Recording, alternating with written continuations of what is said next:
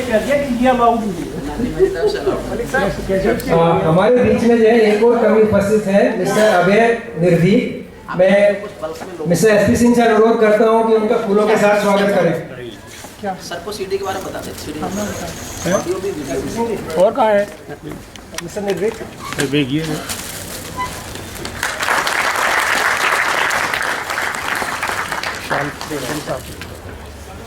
एक बार भी दे देंगे। दो एक आप कर दीजिए प्लीज। रहना चाहिए और जल्दी कर देंगे। दूसरा भी दे दो। हो गया देखिए।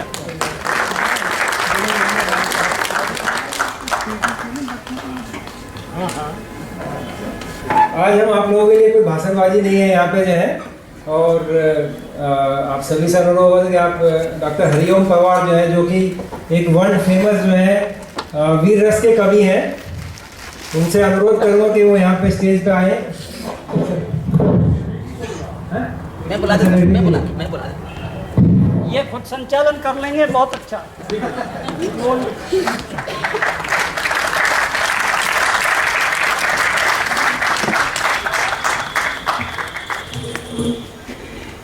मैं आप सबका अभिवादन करता हूं। मुझे ये नई जानकारी है कि ये कार्यक्रम क्यों किया गया है। मैं एक मिनट की बात कहना चाहता हूं, और श्री एसपी सिंह सर आप बुरा मत मानना। जब अटल बिहारी वाजपेयी जी प्रधानमंत्री थे 5-6 साल, तो हमने उनके जन्मदिन पर हर साल एक कवि सम्मेलन किया 25 दिसंबर को। एक बार उन्होंने हम कवियों से कहा कि भाई तुम लोग एक चिट्ठी पढ़ो। उन्होंने अपनी जेब से एक चिट्ठी निकाली और हम कवियों से पढ़वाई। वो चिट्ठी किसी उम्र कैद पाए कैदी ने इलाहाबाद के जेलर को लिखी थी। वो जेलर वाजपेयी साहब का परिचित था, और वो चिट्ठी वाजपेयी साहब को उस जेलर ने ये कह के भेज दी कि देश में तुम कवियों की स्थिति ये है, चाहे प्रधानमंत्री बन जाओ। उस चिट्ठी में क्या था? जेल सुधार के लिए किरण बेदी जब डीआईजी जेल बनी तो उन्होंने कवि सम्मेलन शुरू कर दिया जेलों में कैदियों को सुधारने के लिए। इलाहाबाद जेल में भी कवि सम्मेलन हुआ, यहाँ तिहाड़ जेल में भी कई कवि सम्मेलन हुए, मैं भी गया हूँ। जब तिहाड़ जेल की तरह इलाहाबाद की जेल में कवि सम्मेलन हुआ तो एक कैदी जिसको उम्र कैद हुई थी, उसने जेलर को चिट्ठी लिखी कि मुझसे गलती से कत्ल हो गया, उसके लिए मुझे उम्र कैद की सजा मिली, वो सजा में भुगत रहा हूँ। मैं ये जानना चाहता हूं कि जो मुझे कविताएं सुनवाई जा रही हैं, इसके लिए मैंने कौन सा जुर्म किया है। तो एसपी सिंह साहब, मैं आपसे पूछना चाहता हूं, इन लोगों ने क्या गलती की है कि आप इनको कविताएं सुनवाना चाहते हैं? लेकिन कभी कभी होता है, जो अधिकारी होते हैं वो अपने लोगों से कुछ बदले लेते हैं। अब वो किस बात का बदला ले रहे हैं मैं नहीं जानता, लेकिन वो ले रहे हैं तो हम उनके साथ शामिल हैं उस बदले में। एक मेरा निवेदन यह है, कृपया आगे आ जाएं, और अगर हो सके एक ब्लॉक में आ जाएं तो हमको ऐसा लगेगा कि हम भारी भारी भीड़ में कविता पाठ कर रहे हैं। वैसे अन्ना जी की जो पिछली रैली थी ममता जी के साथ, उससे ज्यादा लोग हैं यहाँ इस समय, इसलिए मैं संख्या से निराश नहीं हूँ। आगे बैठ जाए, अगर जितना भी दोनों ब्लॉक में बैठ जाए कोई, लेकिन जितना इधर ज्यादा आ जाए तो ऑडियंस सामने हो जाए। हम अपने घर में आए हैं, ये किस उपलक्ष्य का कार्यक्रम है मुझे कुछ नहीं पता। मुझे तो एसपी सिंह साहब का जब भी हुक्म होता है, मैं उनका कोई हुक्म टालता नहीं, क्योंकि एक इतना बड़ा उपकार है उनका मुझ पर कि मैं पूरे जीवन उससे उड़न नहीं हो सकता, और वो एसपी सिंह साहब भी नहीं जानते होंगे शायद। आदरणीय नाथूराम मिर्धा जी जिन दिनों संचार मंत्री थे और टेलीफोन लेने की लंबी लाइन लगती थी 1983-84 में, उन दिनों नाथूराम मिर्धा जी ने मुझे टेलीफोन दिया था, और एसपी सिंह साहब उनके सेक्रेटरी हुआ करते थे। तो इन्होंने ही ऑर्डर किए होंगे, और मुझसे ये कहा गया था कि तुम दिल्ली से जब तक मेरठ पहुंचोगे तुम्हारे घर टेलीफोन लगा मिलेगा, मुझसे बात करना। और ऐसा ही हुआ। तो मुझे पता लगा कि अगर कोई काम करना चाहे तो कर सकता है। तो मैं तो उस दिन से एसपी सिंह साहब के हर हुक्म को सर झुका के मान लेता हूं, चाहे वो कहीं भी कोई भी आदेश करें। कहाँ जाना है मुझे नहीं पता होता, कहाँ बुलाना है मुझे नहीं पता होता, जहाँ वो कहते हैं उस दिन आ जाना, मैं आ जाता हूँ। आज के लिए हो सकता है थोड़ी असुविधा उनको हुई, क्योंकि दिन मैंने तय किया, टाइम मैंने तय किया। अगर ये असुविधा हुई है और लोग कम आए हैं तो इसका दोषी मुझे माना जाए, क्योंकि इन दिनों कवियों की कनागत चल रही है। हमारे पास जैसे बैंड वालों के पास शादी के दिनों में कई बैंड कई साई होती है ना, कई जगह बजाने की, तो आजकल हमारे पास भी न्योते बहुत हैं। तो उस न्योतों में समय और तिथि में अगर असुविधा हुई हो तो मैं पूरे परिवार से क्षमा चाहता हूँ। मैं इस तिथि और इस समय ही उपलब्ध था, ना इससे पहले था ना इसके बाद हूँ। इस कारण लोग कम आए हो तो मेरा दोष। लेकिन जितने भी हैं, हम जितनी देर आप चाहेंगे, मतलब जितनी बड़ी सजा आप चाहेंगे, वैसे लंबी कविता नहीं सुनाएंगे। लंबी कविता सुनाने के कई बार बहुत नुकसान होते हैं। एक बार एक कवि ने बहुत लंबी कविता सुनाई, सामने बैठा हुआ एक वीआईपी नहीं रहा। कवि को गिरफ्तार किया गया, उस पर मुकदमा चला। जज साहब ने कहा तुमने एक आदमी को कम कर दिया, वीआईपी को कम कर दिया, तुम पर कत्ल का मुकदमा चलेगा, सजा मिलेगी, सजा भी फांसी की मिलेगी, कोई अंतिम इच्छा हो तो बताओ। कवि ने कहा जज साहब वही कविता मैं आपको भी सुनाना चाहता हूं। तो कोई लंबी कविता भी नहीं सुनाएंगे। एक हमारे बीच आज एक मेरे अलावा, मैं तो इस परिवार में कई बार आ चुका हूं तो मुझे आप हो सकता है सुने हो पहले, लेकिन एक नए कवि हैं लखनऊ से, अभय सिंह निर्भीक, बहुत युवा कवि हैं और ओज तेज से भरे हुए। विनीत चौहान को आना था लेकिन वो बहुत अस्वस्थ हैं। विनीत चौहान भी ऐसे हमारे छोटे भाई हैं कि एसपी सिंह साहब कोई हुक्म दें तो ना वो टाल सकता है ना मैं टाल सकता हूँ। हम दोनों भाई उनके हर हुक्म पर जीवन भर के लिए उनका आदेश मानने के लिए बाध्य हैं और हम वचनबद्ध भी हैं कि हम जीवन भर उनका कोई आदेश नहीं टालेंगे। लेकिन आज उसकी अस्वस्थता के कारण मैं उसकी ओर से क्षमा चाहता हूँ। लेकिन उसी की वजह से हमें एक और बहुत अच्छे कवि मिले हैं, अभय सिंह निर्भीक। माँ सरस्वती की वंदना हुई मान ली जाए, सब कुछ अच्छा होगा ये मान लिया जाए। मैं सबसे पहले अपने छोटे भाई को, अगर दो अलग से स्पेयर कुर्सी हो तो हम दोनों यहीं बैठ जाएंगे, बार बार नीचे ऊपर के। हाँ तो एक और दे दीजिए बस। मैं स्वयं घोषित संचालक हूं, मुझे बनाया तो नहीं है किसी ने, लेकिन मैं आपातकालीन संचालक हूं क्योंकि कोई संचालक है नहीं। मैं ये सोच के कि अपने परिवार का कार्यक्रम मैं कर ही लूंगा। वैसे मेरा इरादा तो कभी देश का भी करने का है, क्योंकि ये तो तय हो ही गया कि आगे संचालन वही करेंगे जो कुंवारे होंगे या कुंवारे जैसे होंगे। अच्छा एक बात तो पता चली, अगर कोई आदमी बिना शादी के या पत्नी के अलग जीवन भर रहे तो उसको मन की बात भी रेडियो पे करनी पड़ती है। कहां से करें मन की बात, किससे करें मन की बात? तो इसलिए वो रेडियो से बात करते हैं। ये अभय सिंह निर्भीक हैं। दो तीन बातें आपको बताता हूं बस। अच्छा लगे तालियां बजाइए, खूब अच्छा लगे खूब तालियां बजाइए। अच्छा ना लगे तो आप अपनी प्रतिक्रिया भी दे सकते हैं कि अच्छा नहीं लग रहा, बैठ जाइए, हम तुरंत बैठ जाएंगे। एक राजा किसी से गुस्सा हुआ और मंत्री को बुला के कहा कि इस व्यक्ति से मैं बहुत गुस्सा हूं, इसको कड़ी सजा दो। मंत्री ने कहा 5 साल जेल में डाल दें। राजा बोले नहीं बहुत गुस्सा हूं, सजा बढ़ाओ। मंत्री ने कहा 10 साल के लिए जेल कर दें। बोले नहीं बहुत गुस्सा हूं। बोले उम्र कैद कर दें। बोले नहीं बहुत गुस्सा हूं, सजा बढ़ाओ। मंत्री ने कहा इसको फांसी दे दें। राजा बोले नहीं बहुत गुस्सा हूं, सजा बढ़ाओ। मंत्री ने कहा साहब इससे बड़ी सजा हिंदुस्तान में तो होती नहीं, आप फांसी से बड़ी कौन सी सजा देना चाहते हैं? राजा बोला होती है फांसी से बड़ी सजा। ये मैं जिससे नाराज हूं एक कवि है, इससे कहो ये तो कविता सुनाएगा, और जब ये कविता सुनाएगा हम सुनेंगे नहीं, आपस में बातचीत करेंगे। तो हे हमारे राजाओं, उनको वो सजा मत देना जो फांसी से बड़ी होती है।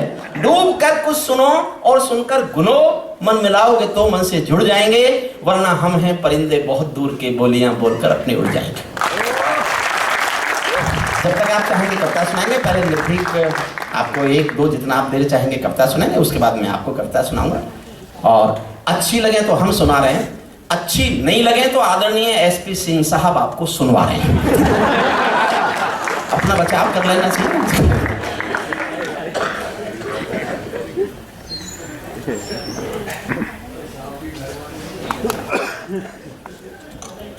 बहुत बहुत धन्यवाद। होली से पूर्व आयोजित इस कार्यक्रम में मैं आप सभी को होली की अग्रिम शुभकामनाएं देता हूं। मित्रों, आज इस परिवार में मुझे काव्य पाठ का अवसर मिला है। ये मेरा परम सौभाग्य है कि मैं आदरणीय दादा डॉक्टर हरिओम पवार जी के चरणों में बैठकर कविताएं सीखने की कोशिश करता हूं। आज उनके साथ पढ़ रहा हूं। साथियों, आप सभी को प्रणाम करता हूं। मां शारदे को नमन करता हूं। साथ ही मैं हर मंच से देश की उस युवा शक्ति को भी नमन करता हूं जिन्होंने अपने प्राणों की आहुति देकर इस देश की रक्षा की है।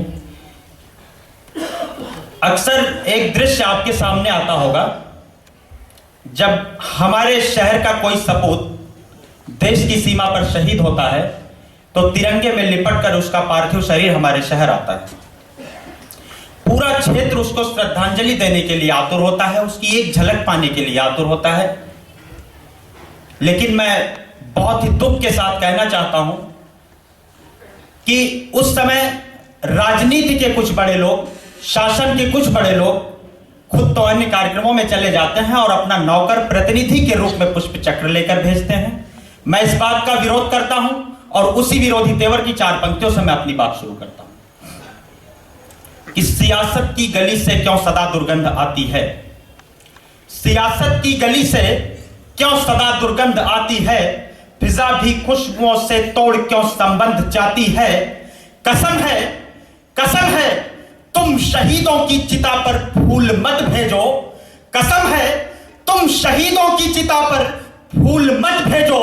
तुम्हारे फूल से मुझको सियासी गंध आती है, तुम्हारे फूल से मुझको सियासी गंध आती है, तुम्हारे फूल से मुझको सियासी गंध आती है।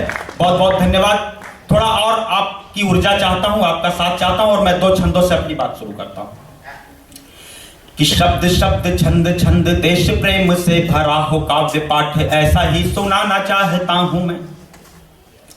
कि शब्द शब्द छंद छंद देश प्रेम से भरा हो काव्य पाठ ऐसा ही सुनाना चाहता हूं मैं। और देश के महान बलिदानियों के जीवन का पुण्य गीत आज यहाँ गाना चाहता हूं मैं।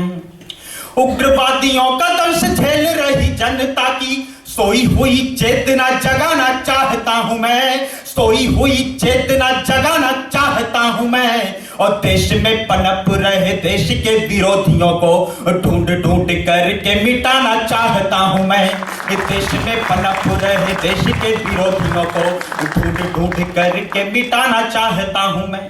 और क्या चाहता हूं कि देश की हमारे पुण्य संस्कृति बताने वाला वंदे मातरम का तराना चाहता हूं। कि देश की हमारे पुण्य संस्कृति बताने वाला वंदे मातरम का तराना चाहता हूं मैं। और खंड खंड हो चुका अखंड देश ये हमारा, इसको ही फिर से सजाना चाहता हूं मैं। और जाति धर्म की दीवार चाहे जितनी बड़ी हो उसे पूर्ण रूप से गिराना चाहता हूं मैं, उसे पूर्ण रूप से गिराना चाहता हूं मैं। और आयतें कुरान की हो वेदों की ऋचाओं संग एक ऐसा यज्ञ भी कराना चाहता हूं मैं। आयतें कुरान की हो वेदों की ऋचाओं संग एक ऐसा यज्ञ भी कराना चाहता हूं मैं। बहुत बहुत धन्यवाद। एक प्रतिनिधि रचना पढ़ता हूं, भारत दर्शन। मैं दादा आपका आशीर्वाद चाहता हूं, ध्यान चाहता हूं। मैं बिना किसी भूमिका के सीधे सीधे अपनी पंक्तियां आपके बीच रखता हूं कि आओ आओ भारत घूमे इसकी पावन रज को चूमे। आओ आओ भारत घूमे इसकी पावन रज को चूमे। जिसने ऋषियों को जन्मा है वो ही अपनी भारत माँ है। आओ आओ भारत घूमे इसकी पावन रज को चूमे। जिसने ऋषियों को जन्मा है वो ही अपनी भारत माँ है। रामेश्वर से ले काशी तक, सीता से रानी झांसी तक, वृंदावन से चले अवध तक, राम जन्म से रावण वध तक। रामेश्वर से ले काशी तक, सीता से रानी झांसी तक, वृंदावन से चले अवध तक, राम जन्म से रावण वध तक। सूरज की पहली किरणों तक, वन में सोने के हिरणों तक, अमृतसर की स्वर्ण कुटी तक, क्रोधित लक्ष्मण की भृगुटी तक, घूमे केवट की नैया तक, चले पितामह की शैया तक, मस्जिद से गुरुद्वारे तक, नटखट से नंद दुलारे तक, सागर से चलो हिमालय तक, गिरजाघर और शिवालय तक, खो जाए प्रार्थना और वजू में। आओ आओ भारत घूमे इसकी पावन रज को चूमे।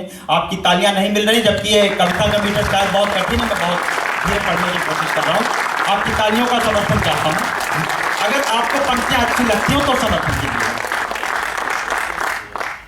देखिए, हो सकता है आप सब लोग अक्सर कवि सम्मेलन नहीं सुनते हो।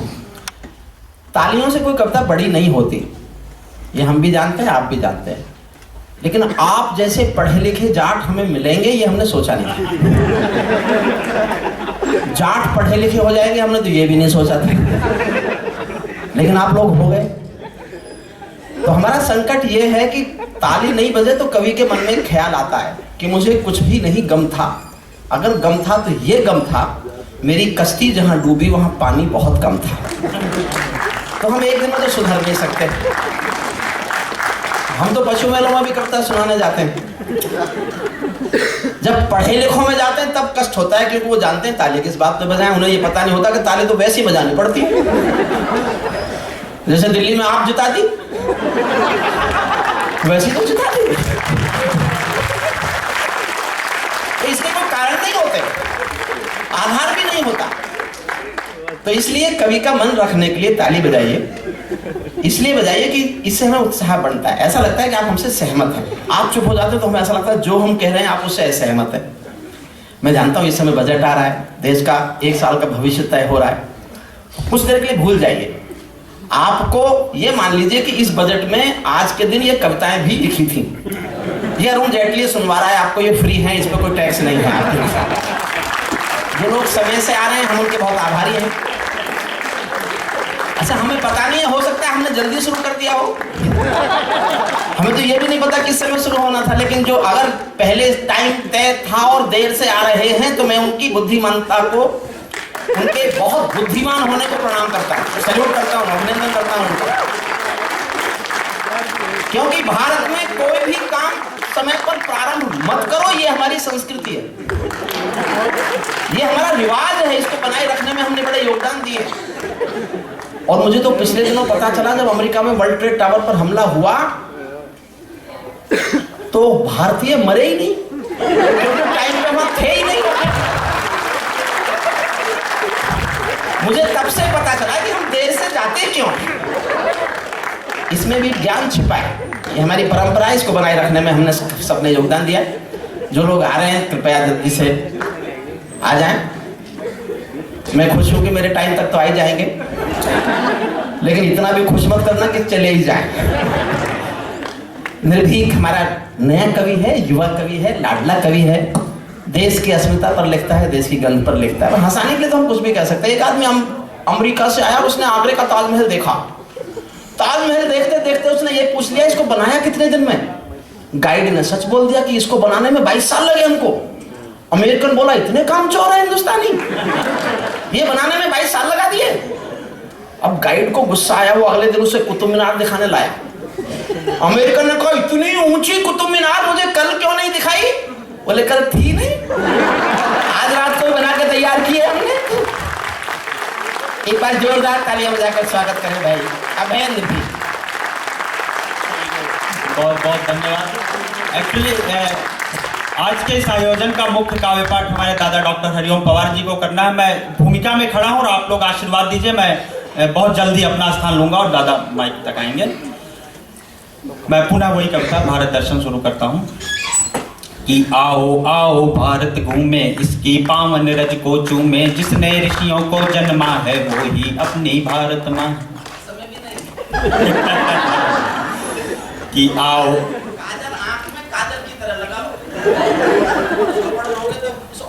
एक्चुअली सर वो लोग एडवांस पेमेंट कर रहे हैं। कि आओ आओ भारत घूमे, इसकी पावन रज को चूमे, जिसने ऋषियों को जन्मा है वो ही अपनी भारत माँ है।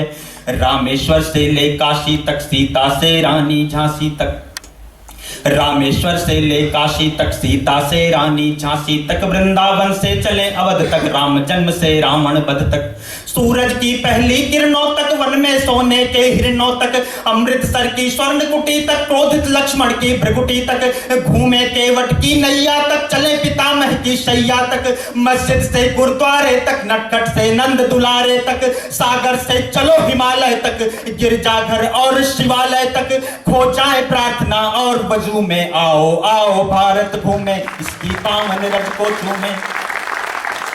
कि नाना से ले नानी तक, दादी से सुनी कहानी तक, नाना से ले नानी तक, दादी से सुनी कहानी तक, माँ की ममता के आंचल तक, माथे पर टीके काजल तक, ब्रज में माखन की चोरी तक, माँ की गोदी में लोरी तक, नाना से ले नानी तक, दादी से सुनी कहानी तक, माँ की ममता के आंचल तक, माथे पर टीके काजल तक, ब्रज में माखन की चोरी तक, माँ की गोदी में लोरी तक, कान्हा के मुरली की धुन तक, पायल की रुंझुन रुंझुन तक, दिवाली से होली तक, कोयल की मीठी बोली तक, पूरब से लेकर पश्चिम तक, उत्तर से लेकर दक्षिण तक, ऊपर से लेकर नीचे तक, पके आम के बागीचे तक, सागर से उठती लहरों तक, कस्बों से लेकर शहरों तक, गंगा के अमृत से जल तक, झरते झरनों के कल कल तक, सरसों के पीले फूलों तक, पीपल पर पड़ते झूलों तक, मिलजुल कर मस्ती में झूमे, आओ आओ भारत घूमे, इसकी पावन रज को चूमे। मेलों में गुब्बारों तक, सावन में मंद फुहारों तक, मेलों में गुब्बारों तक, सावन में मंद फुहारों तक, खेतों से खलिहानों तक, आंगन से ले दालानों तक, हल थामे हुए किसानों तक, सीमा पर डटे जवानों तक। मेलों में गुब्बारों तक, सावन में मंद फुहारों तक, खेतों से खलिहानों तक, आंगन से ले दालानों तक, हल थामे हुए किसानों तक, सीमा पर डटे जवानों तक, रामायण की चौपाई तक, दिनकर की कविताई तक, कबीरा की अमृतवाणी तक, मुंशी की लिखी कहानी तक, नानक गौतम की माटी तक, वीरों की इस परिपाटी तक, भूल भुलैया की गलियों तक, फूलों की कोमल कलियों तक, नालंदा से खजुराहों तक, गांवों की कच्ची राहों तक, श्रीनगर से गुवाहाटी तक, वीरभूमि हल्दी घाटी तक, तन मन महके जिस खुशबू में, आओ उस भारत में घूमे, इसकी पावन रज को चूमे, आओ आओ भारत घूमे। कविता का अंतिम बंद पेश करता हूं कि यह सब दुनिया ने जाना है, हमको जगत गुरु माना है। मैंने कोई नई बात नहीं बताई कि यह सब दुनिया ने जाना है, हमको जगत गुरु माना है, भारत से जग सीख रहा है, लेकिन भारत चीख रहा है। मेरे विविध रूप रंग है, सबके सब क्यों अंग भंग है, मिली विरासत खोने मत दो, पथ में कांटे होने मत दो, इससे अपनी यारी भी है, नैतिक जिम्मेदारी भी है। पश्चिम की शैली ठुकराओ, अपनी संस्कृति को अपनाओ, भारत माता भी खुश होगी, दुनिया फिर कदमों में होगी। हम आर्यों की संतानें हैं, जब तक उनका अंश लहू में, आओ आओ भारत घूमे, इसकी पावन रज को चूमे। बहुत बहुत धन्यवाद साथियों। अगर आपका आदेश और दादा का आदेश हो तो मैं एक और रचना पढ़ता हूं और फिर अपना स्थान लेता हूं। बहुत छोटी रचना है, मैं वो पढ़कर फिर अपना स्थान लेता हूं। मित्रों, हम हर वर्ष 15 अगस्त को अपनी आजादी की वर्षगांठ मनाते हैं और 26 जनवरी को अपना गणतंत्र दिवस मनाते हैं। ये अच्छी बात है, लेकिन आजादी के इन बीते वर्षों में इस आजाद राष्ट्र को क्या मिला? मैं बहुत ही माफी के साथ कहना चाहता हूं, मैं बहुत पढ़े लिखे लोगों के बीच में काव्य पाठ कर रहा हूं कि केंद्र सरकार से योजना आयोग की वो रिपोर्ट आती है जो ये बताती है यदि गांव में रहने वाले किसी व्यक्ति की एक दिन की आमदनी 26 रुपए और शहर में रहने वाले किसी भी व्यक्ति की एक दिन की आमदनी 32 रुपए है तो वो गरीब नहीं है। मैं कमर तोड़ महंगाई के इस युग में आम आदमी के दर्द की कुछ पंक्तियां आपके बीच रखता हूं कि आजादी के इस पर्व के बारे में एक गरीब इंसान क्या सोचता है। मैं सीधे सीधे पंक्तियां आपसे कि कैसे कह दूं आजादी के इतने सावन बीते, कैसे कह दूं आजादी के इतने सावन बीते हैं, जब हम अभी गरीबी रेखा के नीचे ही जीते हैं। सिर्फ खोखले दावे होते होता यहाँ विकास नहीं, सिर्फ खोखले दावे होते होता यहाँ विकास नहीं, एक वक्त की रोटी भी आधी जनता के पास नहीं। देश चलाने की जिनके हाथों में जिम्मेदारी है, देश चलाने की जिनके हाथों में जिम्मेदारी है, उनको तो बस अपनी सत्ता अपनी कुर्सी प्यारी है। मृत्यु गरीबों की होने पर आंख नहीं नम होती है, मृत्यु गरीबों की होने पर आंख नहीं नम होती है। और अगली पंक्ति आपका समर्थन चाहती है कि मृत्यु गरीबों की होने पर आंख नहीं नम होती है, मृत्यु गरीबों की होने पर आंख नहीं नम होती है, मृत्यु गरीबों की होने पर आंख नहीं नम होती है। सच तो ये है यहाँ गरीबी कागज पर कम होती है, सच तो ये है यहाँ गरीबी कागज पर कम होती है। इनके बच्चे लाखों के मखमली पलंग पर सोते हैं, बहुत बहुत धन्यवाद आपका, कि जिनके बच्चे लाखों के मखमली पलंग पर सोते हैं, वो क्या जाने बुधिया के बच्चे रातों को रोते हैं। जिन आंखों से आंसू झरते उनमें भी कुछ आशा है, जिन आंखों से आंसू झरते उनमें भी कुछ आशा है, किंतु सियासी करतूतों से मिलती उन्हें निराशा है। जो अपना हक यहाँ मांगता सुनता गंदी भाषा है, जो अपना हक यहाँ मांगता सुनता गंदी भाषा है। आखिर आजादी की कैसी बेढंगी परिभाषा है, आखिर आजादी की कैसी बेढंगी परिभाषा है। महलों में है जो उनकी हर रजनी पूनम होती है। सच तो ये है यहाँ गरीबी कागज पर कम होती है, सच तो ये है यहाँ गरीबी कागज पर कम होती है। कविता का अगला बंद पेश करता हूं कि होली दिवाली के दिन भी जिनके चूल्हे ठंडे, होली दिवाली के दिन भी जिनके चूल्हे ठंडे हैं, उन्हीं गरीबों के ऊपर ही शासन के सब डंडे हैं। एक एक बच्चा विद्यालय जाने का अधिकारी है, एक एक बच्चा विद्यालय जाने का अधिकारी है।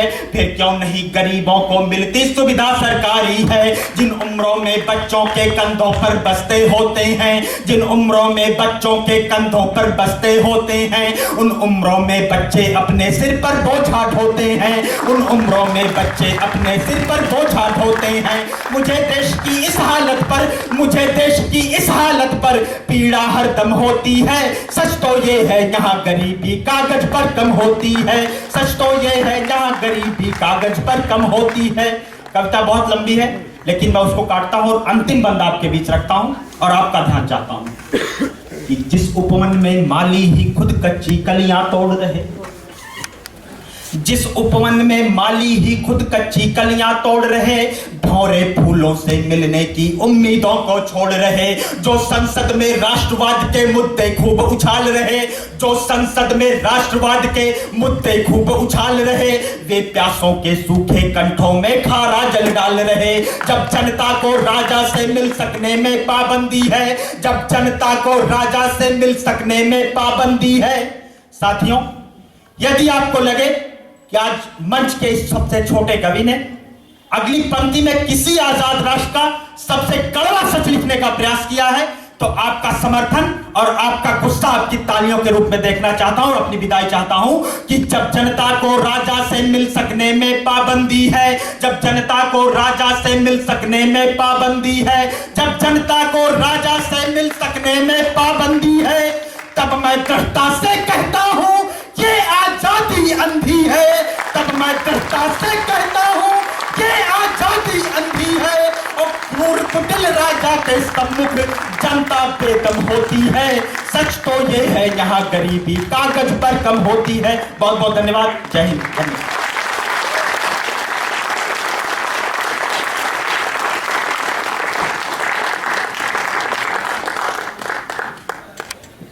साथियों, आइए अब मैं उस सूरज को बुलाने की हिम्मत करने जा रहा हूं कि जिनके लिए मेरे पास कोई शब्द नहीं है। मैं सीधे सीधे किसी कवि की चार पंक्तियां पढ़ता हूं और आदरणीय दादा को माइक तक आमंत्रित करता हूं कि उजाले को अंधेरे का सुबह को रात का डर है, उजाले को अंधेरे का सुबह को रात का डर है, जिन्होंने मूंद ली आंखें उन्हें किस बात का डर है। और बहुत सच बोलता है ये, इसे जल्दी शहर दे दो, सियासत को जमाने में महज सुकरात का डर है, सियासत को जमाने में महज सुकरात का डर है। आदरणीय हरिओम पवार जी माइक पर।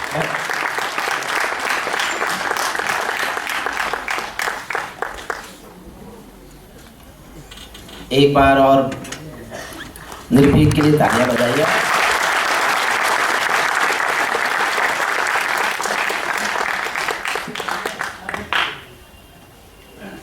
ये सजा की पहली किस्त थी जो आपको दी गई, दूसरी किस्त के लिए मैं हूं। देखिए, आप में से बहुत बहुत बहुत महत्वपूर्ण लोग यहाँ बैठे होंगे।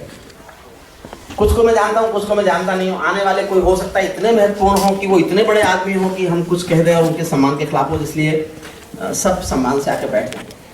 सब महत्वपूर्ण है। कितने महत्वपूर्ण लोग आप में से होंगे मैं सबको जानता नहीं हूँ, क्योंकि महत्वपूर्ण कौन कितना हो सकता है। मुझे याद आता है सच्ची घटना, जब राजीव गांधी हमारे प्रधानमंत्री हुआ करते थे तो एक दिन उनकी इच्छा हुई कि कार खुद चलाएं। अक्सर वो अपनी कार खुद चलाते थे, कई बार प्रधानमंत्री बनने के बावजूद।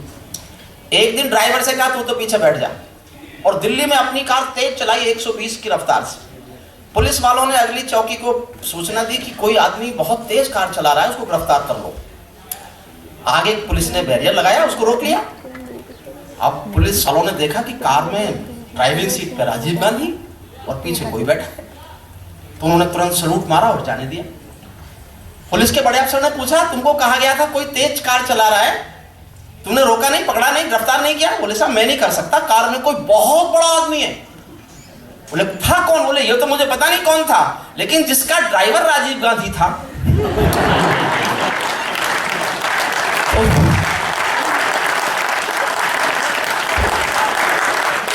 तो पता नहीं होता कई बार कौन कितना महत्वपूर्ण है, इसलिए किन्हीं को सम्मान के विरुद्ध जरा भी कुछ ना लगे। मैं अभी एक कविता मैं सुना देता हूँ और ये बाद में फिर एसपी सिंह जी को यहाँ बुलाऊंगा ताकि आपको जो व्यवहार करना है उनके साथ करें। हम तो मेहमान हैं, हमसे कुछ मत कहिएगा। हम कविता के माध्यम से कई बार कोशिश करते हैं कि संस्कार को हंसाने के लिए कुछ भी कहा जा सकता, किया जा सकता। हमारे आदरणीय नए प्रधानमंत्री मोदी जी पहली घोषणा की, ना खाऊंगा ना खाने दूंगा। अगली घोषणा की, शौचालय बनाऊंगा। अब कोई ये पूछे जब ना खाओगे ना खाने दोगे, शौचालयों का क्या करोगे? या तो पहली गलत है या दूसरी गलत है, ना पहली सच ना दूसरी सच। हमारी कोशिश है हम संस्कार बोएं, हमारी कोशिश है मूल्यों को अपनी अस्मिता को, अपने सनातन मूल्यों को बचाने की कोशिश करें। मैं बहुत छोटी सी आधी मिनट की एक बात कहता हूँ, आप समझेंगे क्या है हमारी सनातन परंपरा, क्या है हमारी आस्था, क्या हमारे मूल्य, क्या है हमारी संस्कृति, क्या है हमारी वचनबद्धता, क्या है हमारा विश्वास।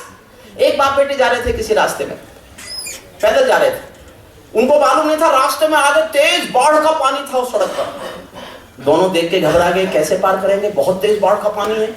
तो पिता ने हिम्मत करके कहा, बेटी डरो मत, तुम मेरा हाथ पकड़ लो, हम दोनों बाहर निकल जाएंगे। बेटी ने तुरंत कहा, पापा मैं आपका हाथ नहीं पकड़ूंगी, आप मेरा हाथ पकड़ लो। समझना मैं कहना क्या चाहता हूं।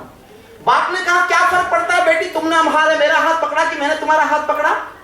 बेटी ने कहा पापा बहुत फर्क पड़ता है। समझना साहब, और पूरे सदन की तालियां चाहता हूं, मेरी बात ठीक लगे तो। ये आस्था बचाने की कोशिश है कविता। बेटी ने कहा पापा बहुत फर्क पड़ता है, मैं आपका हाथ किसी मजबूरी में अपने स्वार्थ में छोड़ भी सकती हूं, लेकिन एक बाप अपनी बेटी का हाथ किसी हाल में कभी नहीं छोड़ेगा। इन विश्वास और निष्ठाओं को जिंदा रखने की कोशिश में हम करते हैं। मुझसे तो कई बार मुझे सुनना पड़ता है, जाट और कवि। मैंने कहा जब सुनने वाले हो गए जाट, तो कोई सुनाने वाला भी होना चाहिए था कि नहीं होना चाहिए था? तो मैं सुनाने वाला हो गया, लेकिन आप तो कई साल में एक आध बार सुनते हो। सिंह साहब नियम बनाओ, मैं पहले जब भी आया मैंने यहाँ कहा एक नियम बनाओ। सूरजमल साहब के किसी पुण्य स्थल पर होता है उनके कार्यक्रम, इस बार मैं नहीं आ पाया था, क्षमा चाहता हूँ। मैंने आने का वचन दिया था, अगर कुछ लोग वहाँ रहे होंगे। तो मैं किसी कारण से अस्वस्थ हुआ और मैं हवाई अड्डे से निकल गया। एक कविता, अपनी सबसे नई कविता सुनाता हूँ, सबसे ताजा, जो मैंने अभी लिखी। मेरी आज तक ये मान्यता है कि कविताएं कभी भी किसी भी सरकार का समर्थन नहीं होती। कविताएं सरकारों का समर्थन हो ही नहीं सकती। कविताएं सरकारों का समर्थन करेंगी तो या तो कविताएं मरेंगी या सरकार गिरेगी, हो ही नहीं सकती। मेरी आज भी मान्यता। मुझसे किसी ने कहा जिनके खिलाफ चिल्लाए थे वो तो नहीं रहे, अब क्या करेगा? मैंने कहा आप जो करना है वही करूंगा। तो मैंने एक नई कविता लिखी है, आदरणीय मोदी जी पर है। कहीं भी उनकी प्रशंसा नहीं है और कहीं भी उनका विरोध नहीं है, क्योंकि मैं सरकारों के समर्थन में लिखूं तो खतरा कि या तो मेरी कविता मरेगी या सरकार गिरेगी।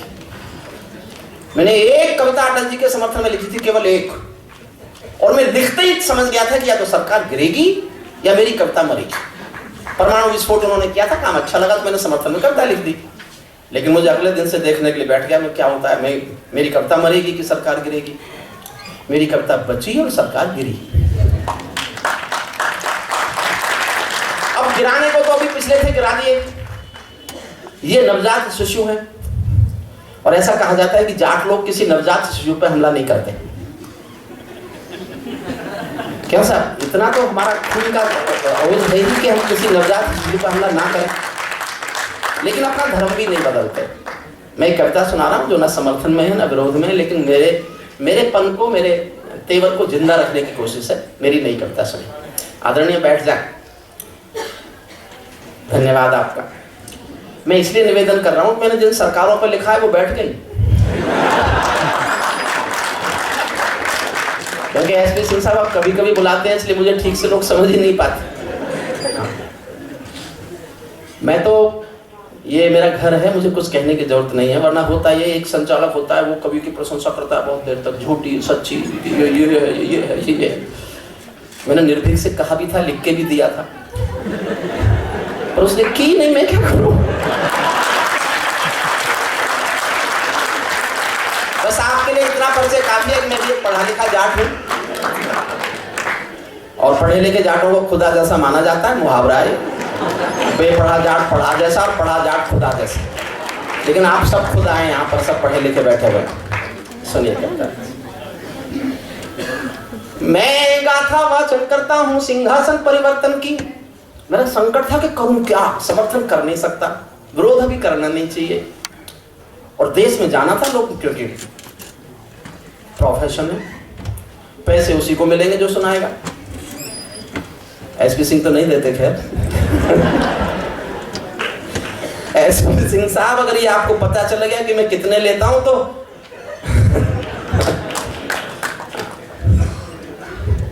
खैर, आपका प्यार मेरे लिए किसी भी दौलत से ज्यादा है। अपने घर का मिला सम्मान, अपने घर की मिली इज्जत, अपने घर का मिला आशीर्वाद दुनिया की किसी भी बड़े से बड़ी थैली से ज्यादा है। मैं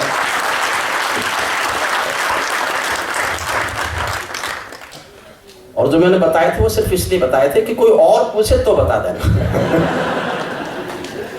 फिर कोई पूछेगा ही नहीं, कम से कम जाट को नहीं पूछेगा। सुने मन से सुने, अच्छा लगे ताली बजाएं। मैं कई बार ऐसी बातें भी कर देता हूं जो सबको पसंद नहीं होती। मैं गाथा वाचन करता हूँ सिंहासन परिवर्तन की, अच्छे दिन आने वाले हैं नारों के आकर्षण की। कभी किसी भी प्रलोभन में मेरी कलम नहीं बिकती, और किसी भी डर के आगे दिन को रात नहीं लिखती। मैं शब्दों की क्रांति ज्वालू हूँ, वर्तमान को गाऊंगा। मैं शब्दों की क्रांति ज्वालू हूँ, वर्तमान को गाऊंगा। जिस दिन मेरी आग बुझेगी मैं उस दिन मर जाऊंगा। जिस दिन मेरी आग बुझेगी मैं उस दिन जिस दिन मेरी आग बुझेगी मैं उस दिन मर जाऊंगा। जिस दिन मेरी आग बुझेगी मैं उस दिन मर जाऊंगा। सत्ता का आकर्षण मेरी भूख नहीं, सत्ता का आकर्षण मेरी भूख नहीं। शाल दुशाले चंदन मेरी भूख नहीं। सरकारी अभिनंदन नहीं चुने मैंने, राजनीति के बंधन नहीं चुने मैंने। कलम सिपाही बनकर जिंदा रहता हूँ, भूखे बच्चों से शर्मिंदा रहता हूँ। भूखे बच्चों से शर्मिंदा रहता हूँ। पगडंडी से लाल किले तक जाता हूँ, अपनी भूमिका तय करता हूँ और आपकी तालियां मांगता हूँ। पगडंडी से लाल किले तक जाता हूँ, झुग्गी झोंपड़ियों के आंसू गाता हूँ। लेकिन दरबारों में कवि का शीश नहीं झुकने दूंगा। कविता का सिंहासन से संग्राम नहीं रुकने दूंगा। कविता का सिंहासन से संग्राम नहीं। कविता शुरू करता हूँ। भारत माँ के 16 मई को रिजल्ट आए, उसके बाद मैंने कविता लिखी। भारत माँ के घर में नया बसंत दिखाई देता है। भारत माँ के घर में नया बसंत। आदरणीय यहाँ बैठे, कोई नहीं। अच्छा, एक तो हर कोई कैमरामैन हो गया इस देश में, और कैमरा बनाने वाली कंपनी रो रही है। उनके कैमरे बिकते ही नहीं, हर किसी के क्लिक में जुड़ना। मैं कहना क्या चाहता हूं, भारत माँ के घर में नया बसंत दिखाई देता है। वंशवाद की परंपरा का अंत दिखाई देता है। वंशवाद की परंपरा का अंत। मैंने कहा ना, एक शब्द किसी के समर्थन में नहीं है, एक शब्द विरोध में नहीं है। जो सच है वो लिखा है। कड़वा है तो, मीठा है तो, खट्टा है तो, बस आपका मन चाहिए। तालियों का रोग मुझे भी है, और मुझे तो कुछ ज्यादा ही है। इसलिए कहीं कहीं अच्छा ना लगे तो भी ताली इसलिए बजा देना, मुझे लगे कि आपको अच्छा लग रहा है। भारत माँ के घर में नया बसंत दिखाई देता है। वंशवाद की परंपरा का अंत दिखाई देता है। तुमने उस दिन संस्कार का सूरज एक उगाया था। तुमने उस दिन परंपरा का सूरज नया उगाया था। जिस दिन तुमने संसद की ड्योढ़ी पर शीश झुकाया था। जिस दिन तुमने बहुत करीब रहा हूं साहब, बहुत गहरी दोस्ती रही है मेरे बहुत गहरे श्रोता रहे, लेकिन अपना और उनका रिश्ता तय करता हूं। आपको अच्छा लगे तो समर्थन मांगता हूं। जिस दिन तुमने संसद की ड्योढ़ी पर शीश झुकाया था। बहुत बधाई देता हूं मैं परिवर्तन के नायक को। बहुत बधाई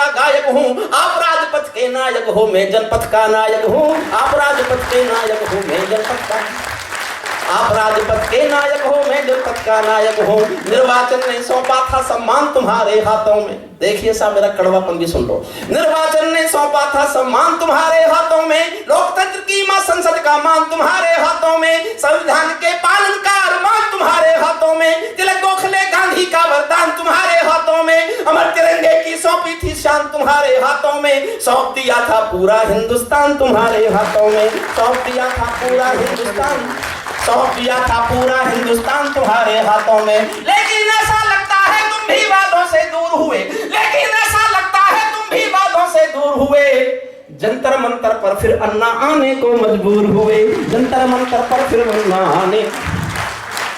लेकिन ऐसा लगता है तुम भी, मजाक करते हैं लोग कि 10 लाख का कोट 50 रुपए के मफलर से हार गया।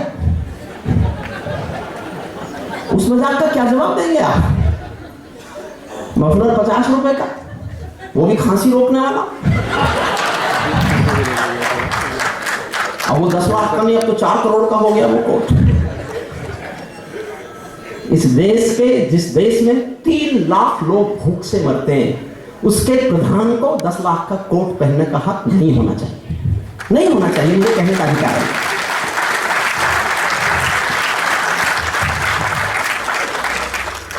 जनादेश में आज आपकी सबसे ऊंची थाती है, जो सच है वही कह रहा हूं। जनादेश में आज आपकी सबसे ऊंची थाती है, दिया तुम्हारा तेल तुम्हारा और तुम्हारी बाती है। आज आपके करकमलों में टूटी हुई कमान नहीं, और पगों के नीचे कोई गिरता हुआ मचान नहीं। आज आपके ऊपर नभ है, नीचे ठोस धरातल है, और आपकी सौगंधों में गंगा मैया का जल है, और आपकी सौगंधों में गंगा मैया। एक लाइन पढ़ता हूं, मुझे नहीं पता आप पसंद करेंगे या नहीं करेंगे, लेकिन जो मेरा विचार है वो गा रहा हूं। अच्छा लगे तो तालियां बजाना जी भर के, अच्छा नहीं लगे तो मैं बदल भी लूंगा, क्योंकि हो सकता है मैंने गलत सोच लिया हो। आज आपके ऊपर नभ है, नीचे ठोस धरातल है, और आपकी सौगंधों में गंगा मैया का जल है। विजय किसी की नहीं, विजय ये सिर्फ नमों के यश की थी। विजय किसी की नहीं, विजय ये सिर्फ नमों के यश की थी, और पराजय गांधी जी के बंदर के अपयश की थी, और पराजय गांधी जी के बंदर के, और पराजय गांधी जी के बंदर के अपयश की थी। 10 सालों तक बैसाखी से तौरे टूटे मौन रहे, घोटालों पर घोटालों के अनबम फूटे मौन रहे, हर घटना दुर्घटना पर मौनी बाबा हो जाते थे। हनुमान चालीसा सीने पर रखकर सो जाते थे, हनुमान चालीसा सीने पर। जिस ईमानदार के घर में कौन दलाली पलती हो, जिस ईमानदार के घर में कौन दलाली पलती हो, उस दब्बू ईमानदार के पाप नहीं छुपने दूंगा। कविता का सिंहासन से संग्राम नहीं रुकने दूंगा, कविता का सिंहासन से संग्राम। आज आपके रथ के सारे घोड़े हिम्मत वाले हैं, कुछ साधुओं को छोड़कर, साक्षी महाराज जी को छोड़कर। आज आपके रथ के सारे घोड़े हिम्मत वाले हैं, गायत्री के गंगा माँ के गैया के रखवाले हैं। भूल न जाना माँ गंगा के घाटों की पावनता को, बूढ़ी माँ के आशीषों में छिपी हुई। मैंने जीवन में 2 लोगों के साथ काम किया साहब। जब मैं पढ़ता था LLM में, तब मैंने जेपी आंदोलन में हिस्सा लिया। मीसा हो गया मैं जेपी आंदोलन की कोख से पैदा हुआ कवि हूँ। जेपी आंदोलन की कोख से 2 चीज पैदा हुई थी, जनता पार्टी और हरिओम पंवार। जनता पार्टी का मुझे पता नहीं, हरिओम पंवार आपके सामने खड़ा हुआ। उसके बाद मैंने केवल और केवल बाबा रामदेव के साथ काम किया। जब तक वो जागरण का काम करते हैं मैं उनके साथ हूं और था, लेकिन वो कुछ और भी करते हैं, लेकिन मैं उनके उस काम का समर्थक हूं। इस परिवर्तन के बड़े हथियार थे, इसलिए मैं उनकी प्रशंसा में गाना चाहता हूं। आपको अच्छा लगे तो आशीर्वाद देना, अच्छा नहीं लगे तो इसलिए विचार कर लेना, सोच लेना इसको कि मेरा अपना विचार है।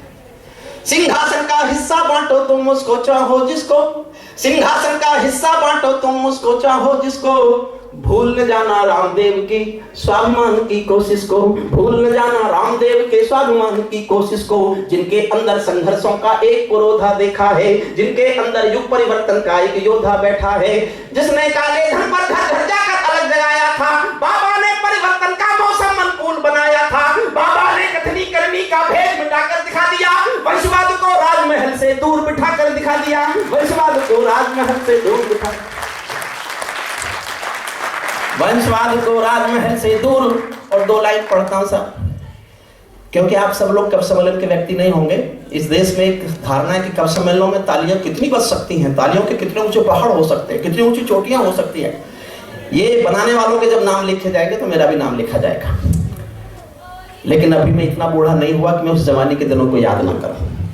मैं 2 लाइन पढ़ता हूं और देखना चाहता हूं कि आप तालियों का कितना ऊंचा पहाड़ मुझे याद दिला सकते हैं, मेरी जवानी के दिन याद दिला सकते हैं कि नहीं दिला सकते। अपने घर में अनुरोध कर रहा हूं, आपको लगे कि सहज सी बात मैंने लिख दी है और ये ठीक भी है, तो तालियों का अंबार एक बार सुनना चाहता हूं। बाबा ने कथनी करनी का भेद मिटाकर दिखा दिया, वंशवाद को राजमहल से दूर बिठाकर दिखा दिया, स्वामी जी ने पतंजलि को पुनः जिलाकर दिखा दिया, पेट हिलाने वाले ने सरकार हिलाकर दिखा दिया, पेट हिलाने वाले ने, पेट हिलाने वाले ने सरकार। सलूट करता हूं साहब। अब मैं सारे देश को चिल्ला के कह दूंगा कि जितनी कविता इस देश में कोई भी सुनना जानता है उससे ज्यादा जाट भी जानते हैं। पेट हिलाने वाले ने सरकार हिलाकर दिखा दिया, आज नहीं तो कल पूरा ये भारत को जगत गुरु का मान दिलाकर मानेंगे, आज नहीं तो कल पूरा संसार हिलाकर मानेंगे, आज नहीं तो कल पूरा संसार हिलाकर मानेंगे। जब चाणक्य शिखा खुलती है नंदवंश कट जाता है, जब चाणक्य शिखा खुलती है नंदवंश कट जाता है, मैं चंद्र बरदाई कुल का धर्म नहीं बिकने दूंगा, कविता का सिंहासन से संग्राम नहीं रुकने दूंगा, कविता का सिंहासन से अब मेरा गुस्सा जागता है, कैसे जागता है देखता हूं आप कितना साथ देते हो। हमने कई व्यथा भोगी है जनादेश नाकामी की, हमने कई व्यथा भोगी है जनादेश नाकामी की, ये परिवर्तन चढ़ ना जाए भेंट कहीं बदनामी की, जिंदा कौमें कभी झूठ की जय जयकार नहीं करती, भीगी पल के सिंहासन वालों को प्यार नहीं करती, झोपड़ियों की पीड़ा को जो भी दरबार नहीं सुनता, उसका भाषण लाल किला भी बारंबार नहीं सुनता, उसका भाषण लाल किला भी बारंबार, उसका भाषण लाल किला भी बारंबार। इस सवाल का उत्तर क्या है, मैं किसको समझाऊं क्या, मेरी समझ नहीं आया तो जनता को बतलाऊं क्या, सत्ताधीशों के अधरों पर पहरा क्यों हो जाता है, कभी कभी सिंहासन गूंगा बहरा क्यों हो जाता है, कभी कभी सिंहासन गूंगा बहरा क्यों। और एसपी सिंह साहब, जो मैं आगे पढ़ने जा रहा हूं, मैंने ये लिखने के लिए क्या क्या छोड़ा होगा, क्या क्या उम्मीद छोड़ दी होगी, जो कभी कभी उम्मीद मन में हो गई थी कि सरकार बदली है, जानने वालों की आई है, अपन भी कहीं हो सकते हैं। मैंने ऐसा लिख दिया कि मैं कहीं हो ही नहीं सकता। आपका समर्थन मांगता हूं, मैंने इसलिए लिखा कि मैं इस देश की जनता के दिलों पर राज करना चाहता हूं। आपको लगे कि आपके दिल का एहसास है तो मुझे जी भर के आशीर्वाद है। कभी कभी सिंहासन गूंगा बहरा क्यों हो जाता है, सत्ताधीशों के घरों पर पहरा क्यों हो जाता है, मैं चारण हूं चौराहों पर आंख लाल कर पूछूंगा, मैं चारण हूं चौराहों पर आंख लाल कर पूछूंगा, सिंहासन के गिरबान में हाथ डाल कर पूछूंगा, जो भूखों के लिए किए हैं काम बता दो मोदी जी, जो भूखों के लिए किए हो काम बता दो मोदी जी, काले धन के गद्दारों के नाम बता दो मोदी जी, काले धन के गद्दारों के नाम बता दो।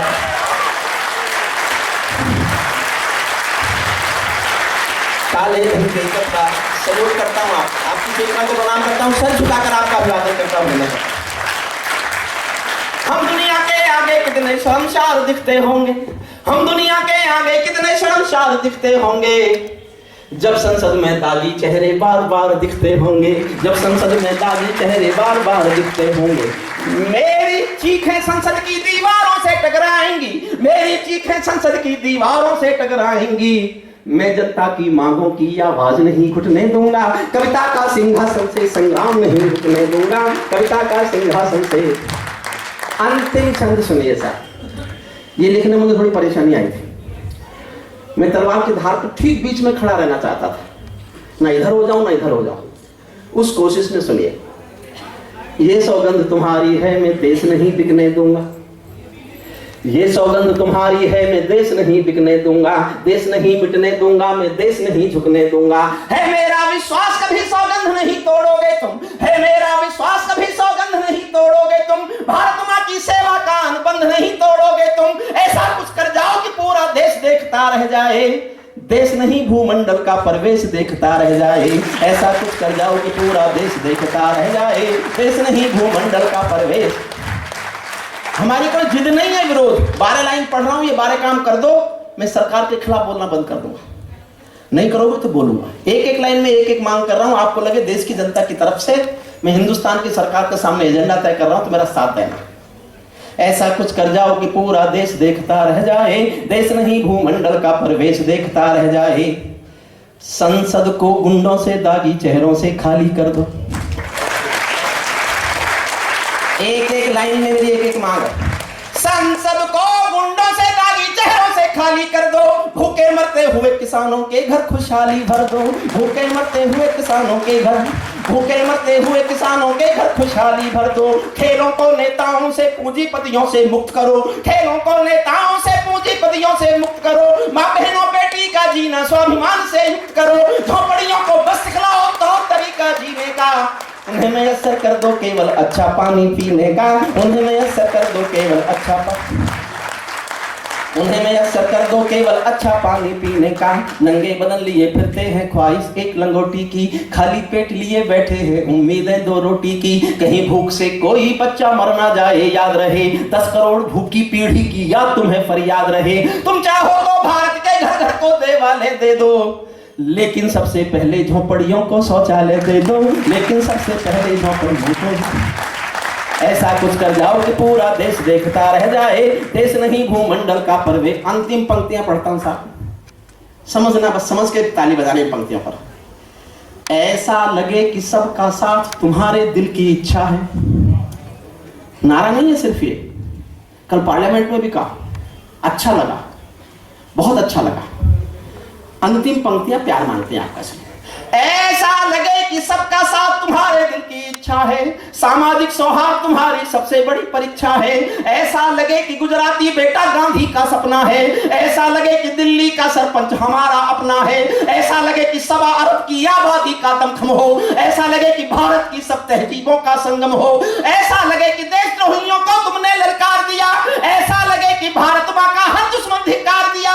ऐसा लगे कि काले धन का पूरा खेल हिल गया है, ऐसा लगे कि दिल्ली को सरदार पटेल मिल गया है। ऐसा लगे कि दिल्ली को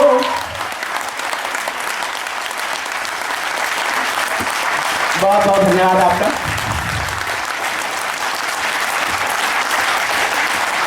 ये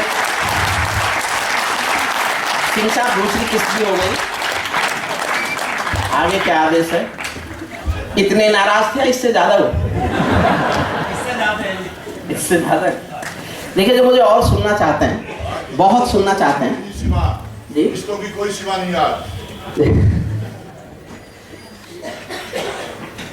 जब तक हरिओम पवार थके नहीं, हमें पता हरिओम पवार थके नहीं, तो इसलिए वो चलता रहेगा।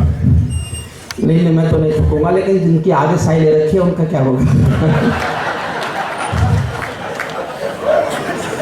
और आज तो बाई चांस वो भी जाट है और वो हरियाणा के हैं, पर आजकल सरकार भी है, इसलिए उनसे थोड़ा डर लगना चाहिए।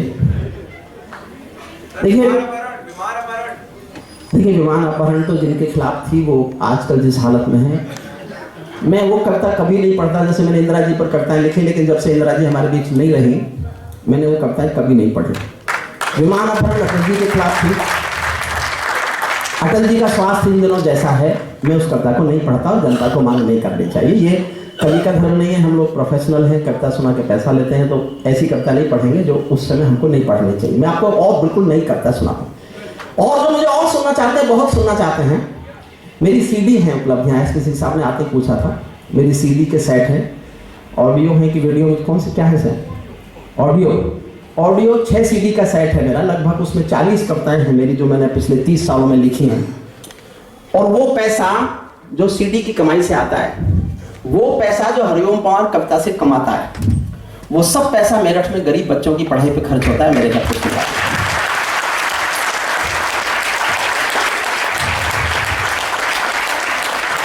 मैं एक यूनिवर्सिटी का डीन रहा हूं, अब तो रिटायर हो गया, मुझे इतनी पेंशन मिल जाती, मैं अकेला हूं। मैं जब ये कहता था मेरी शादी नहीं हुई, तो लोग कहते थे गलत बात, ये कहा करो मैंने की नहीं। अब मैंने की नहीं कि हुई नहीं है, मुझे नहीं पता। तो मेरे कोई बड़े खर्चे नहीं है। मैं आप सबसे अनुरोध करता हूं कि आप अगर वो एक सेट भी ले लेंगे तो आपका पैसा मेरे उस यज्ञ में चला जाएगा। जो मैं गरीब बच्चों के लिए अपनी बाकी जिंदगी में जीना चाहता हूँ, बाकी जिंदगी में करना चाहता हूँ। मैंने एक बुक पर कविता लिखी थी कभी, उसके बाद से मैं उस कविता को लिखा ही नहीं, मैं जीता हूँ। बाहर आपको मेरे प्रोग्राम के बाद, अभी लेने मत जाइए, मैं जानता हूँ आप लेने नहीं जा रही थी, लेकिन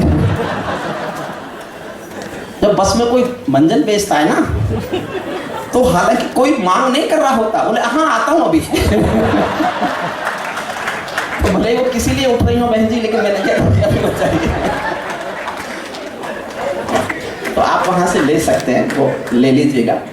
मुझे खुशी होगी, मेरा मिशन है ये, मैं उस ट्रस्ट के लिए काम करता हूँ और उस ट्रस्ट के अलावा मेरे जीवन का और कोई उद्देश्य है नहीं। उसी के लिए पैसा सब चला जाता है, कुछ मजलूम बच्चों की मदद हो जाती है। मैं पढ़ लिख गया तो मैं चाहता हूँ और भी लोग पढ़ लिख जाएं, और उस ट्रस्ट से पढ़े कुछ बच्चे आज जज हैं, ये मेरी खुशी की। जो मेरे ट्रस्ट ने पढ़ाए हैं वो बच्चे जज तक बने हैं।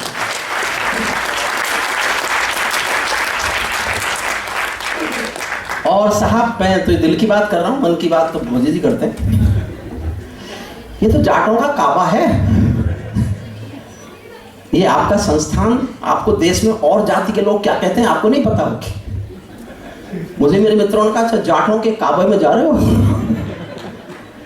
और अगर है ये तीर्थ स्थल है, किसी एक संस्थान को कोई तीर्थ स्थल के रूप में देखता है तो हम गर्व करते हैं कि हमने तीर्थ स्थल बनाया है, हमने कोई दुकान नहीं बनाई, व्यापार का संस्थान है। मैं एक नई कविता और सुना देता हूँ, बिल्कुल ताजा, सबसे नई, उसकी 2 लाइन सुनाता हूँ। वो 2 लाइन अच्छी लगेगी तो पूरी सुना दूंगा, वो 2 लाइन अच्छी नहीं लगी तो कोई और कविता सुना दूंगा। ऐसे ही होता है कविता में, तो कुछ भी करते रहो, कुछ भी नहीं, ऐसा नहीं है, ऐसा निर्भीक। इसके बाद लंच होगा है सबका, वो तो मैं जानता हूँ इतने लोग कोई कविता सुनना है क्या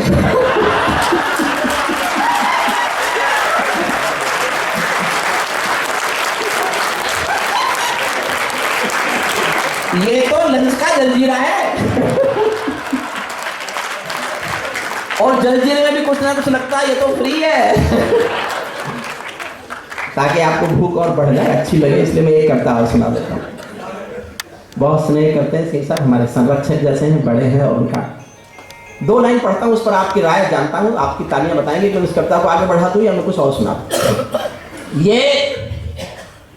ये पाकिस्तानी का, अब मैं अपनी भाषा बोल रहा हूँ, अपने खून की भाषा बोल रहा हूँ।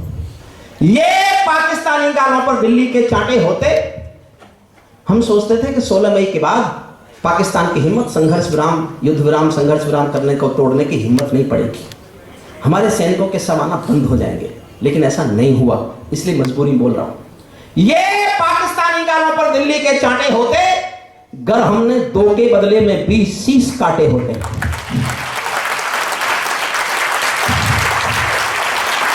यही सुनाओ साहब, तो जोरदार ताली बजाइए, जोरदार।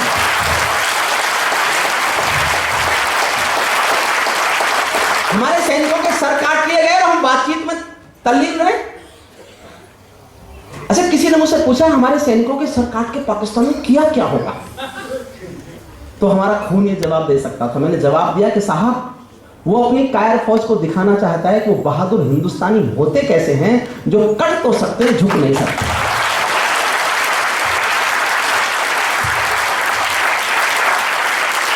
सैनिकों के पार्थिव शरीर आने लगे, सीमा से पार्थिव शरीर आने लगे, और अभी भी आते हैं।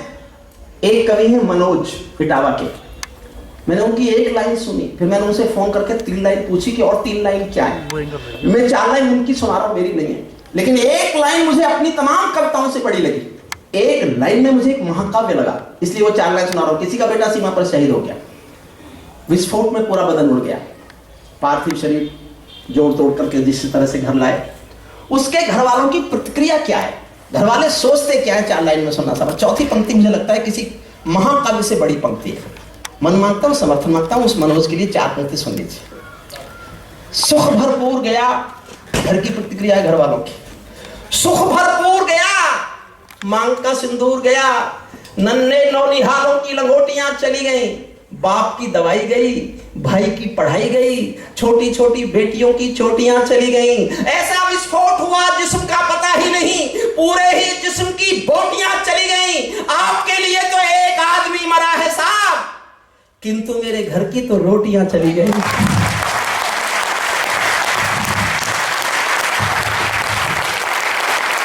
किंतु मेरे घर की तो रोटियां चली। आधी मिनट की बात सुनना मेरी, केवल आधी मिनट की। मैंने क्यों लिखी है कविता और क्यों सुना रहा हूं आपको। एक पिंजरे में तोता था किसी के पास। एक दिन तोते के मालिक ने कहा कि तेरा शाम तक का खाना मैंने पिंजरे में रख दिया है, मैं पड़ोसी गांव जा रहा हूं, मुझे कुछ काम है। तो तोते ने कहा मालिक उस गांव में तो मेरे गुरु रहते हैं, उनको मेरा राम राम बोलना। मालिक ने कहा बोल दूंगा। मालिक पड़ोसी गांव गया, जाके पूछा भी मेरे पिंजरे में एक पालतू तोता है, उसका कोई गुरु यहाँ रहता है क्या? एक बूढ़ा तोता आया, उसने कहा हाँ मैं रहता हूं, मैं उसका गुरु हूं। तो उसने कहा तेरे चेले ने तुझको राम राम भेजा है। बूढ़े तोते ने सुना और मर गया। मालिक लौट के आया, तोते ने पूछा मेरे गुरु मिले क्या? मालिक ने कहा यार तेरे गुरु क्या, मुझे मिले, मैंने तेरी राम राम दी, वो तो सुनते मर गया। इतना सुनते ही पिंजरे का तोता भी मर गया। जब उसने पिंजरा खोला तो तोते ने आत्मा कहती हुई चली गई कि मालिक तुम समझे नहीं, मेरे गुरु ने मुझे एक संदेश भेजा है कि जिसको आजाद होना है उसको मरना आना चाहिए।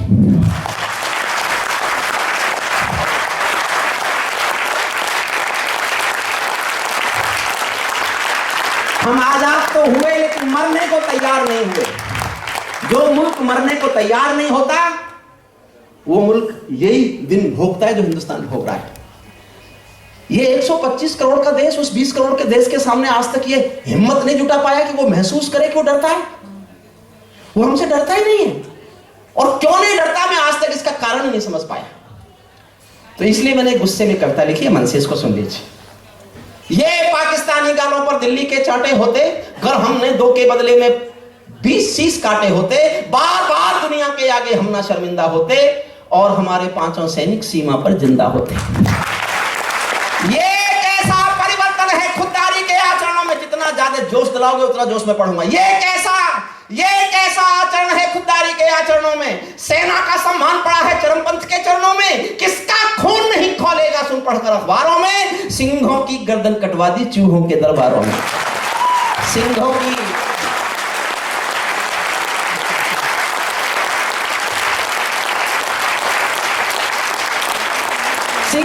गर्दन कटवा दी चूहों के दरबारों में। जैसे कोई ताल तलैया गंगा यमुना को डांटे। 10-20 गुंडे आते हैं, ताजमहल पर हमला कर देते हैं, 10-20 गुंडे आते हैं, संसद पर हमला कर देते हैं और हम उनसे बातचीत करने लगते हैं। 125 करोड़ का देश और उस देश का नेता अगर 10-20-50 आतंकवादियों से डरेगा तो कवि क्या लिखेगा, सुनना 4 पंक्तियां। जैसे कोई ताल तलैया गंगा यमुना को डांटे, 4 तमंचे मार रहे हैं एटम के मुंह पर चांटे। जैसे एक समंदर चुल्लू भर जल गागर से मांगे, ऐसे घुटने टेक रहा है सूरज जुगनू के आगे। ऐसे घुटने बार-बार की गद्दारी को भारत क्यों सह जाता है? ज्यादा संयम भी दुनिया में कायरता कहलाता है। ज्यादा संयम भी दुनिया में कायरता कहलाता है। हमने 67 साल खो दिए श्वेत कपोत उड़ाने में, खूनी पंजों के गिद्धों को गायत्री समझाने में। भैंस के आगे बीन बजाना बहुत हो चुका, बंद करो। खुद को बिच्छू से कटवाना बहुत हो चुका, बंद करो। नागफनी पर बेला चंपा कभी नहीं खिलने वाले, पत्थर की आंखों में आंसू कभी नहीं मिलने वाले। और बात देना साहब, बंदूकों की गोली का उत्तर सद्भाव नहीं होता। बंदूकों की गोली का उत्तर सद्भाव नहीं होता। हत्यारों के लिए हिंसा का प्रस्ताव नहीं होता।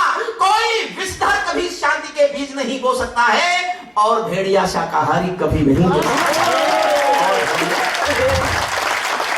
और भेड़िया शाकाहारी कभी नहीं हो सकता है। पीपल छाया मांग रहा है युद्ध करके पेड़ों से। हम अमेरिका से कहते हैं पाकिस्तान को समझाओ हमारे देश में आतंकवादी भेजना बंद कर दे, लेकिन मोदी जी कुछ तो समझदार हैं। किसी ने मुझसे पूछा अपने शपथ समारोह में नवाज शरीफ क्यों बुलाए? मैंने कहा इसलिए बुलाए करो आतंकवादी हमला।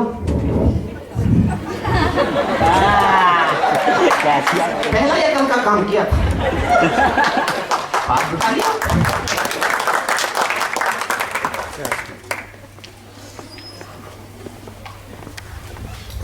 आदरणीय सब खा लिए, सब खा लिए, और इन पर बैठने वाला कोई भी अभी जम्मू कश्मीर में मंत्री बन सकता है। मंत्रिमंडल वही का खाली है बस अभी। पीपल छाया मांग रहा है यूं करके पेड़ों से, जैसे कोई शेर सुरक्षा मांग रहा हो भेड़ों से। पीपल छाया मांग रहा है यूं करके पेड़ों से, जैसे कोई शेर सुरक्षा मांग रहा हो भेड़ों से। जैसे कोई मोती खोजे झीलों की गहराई में। भारत पाकिस्तान के 67 साल के रिश्ते एक पंक्ति में गा रहा हूं साहब। मेरे नाम से बता देना कि एक पंक्ति में बता सकता हूं 67 साल के हमारे रिश्ते क्या है।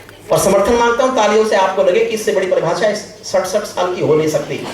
जैसे कोई मोती खोजे झीलों की गहराई में, हम कस्तूरी खोज रहे हैं उल्लू की परछाई में। हम कस्तूरी खोज रहे हैं उल्लू की परछाई में। जब सिंहों की राजसभा में गीदड़ गाने लगते हैं तो हाथी के भूखे गन्ने चूहे खाने लगते हैं। जब सिंहासन का राजा ही कायर दिखने लगता है तो पूरा मौसम हत्यारा डायर दिखने लगता है। आखिर यूं डरते डरते दुनिया से क्या ले लेंगे हम? कोई कश्मीर मांगे क्या कश्मीर दे देंगे हम? अभी बिलावल जी का फोन आया, बिलावल जी की खबर आई थी, उसको पूरा कश्मीर चाहिए। अरे बच्चे पूरा तो हम पे भी नहीं है। मैंने उसे खबर भेजी कि बिलावल ये हिंदुस्तान है, हिंदुस्तानी लोग रेल में खिड़की के पास वाली कोई सीट नहीं देता अपनी किसी को।